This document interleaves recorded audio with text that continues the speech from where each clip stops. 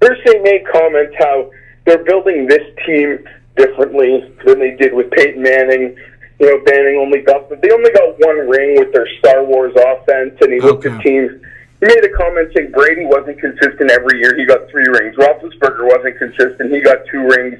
Eli's got 2 rings. Those weren't the greatest teams. They were teams that were better built for playoff success than, sort of fantastic offenses. Because how many times it was a cheap shot by Irsay. He made note of how many 11 trips to the playoffs, going home in the first round 7 times. Yeah, it was a cheap shot. It was. You can't read that without seeing the underlying cheap shot message towards Peyton Manning. Well, there's no doubt, and in fairness to Jim Irsay, there's no doubt Peyton Manning, I've always wondered myself why he's one of the few guys who doesn't elevate his game come playoff time. Here's a guy who's, got like an 800 winning percentage in the regular season, but yet he's under 500 in the playoffs. Well, I will say in defense of Peyton Manning, and I do think Irsay's comments weren't totally out of line.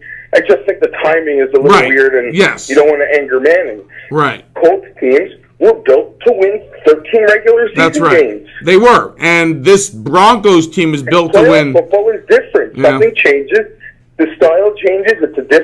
It's a little bit of a different attitude. When you score 35 points a game in the regular season, you're probably not scoring that in the playoffs. It's true.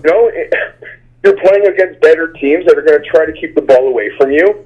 And, that's what happens. We can all count the countless times where, other than one time where the Patriots got them and the Steelers got them, and Chargers a couple times to a Chargers team that they were favored to beat in the playoffs. Well, Phillip beat them with a torn ACL in a playoff game.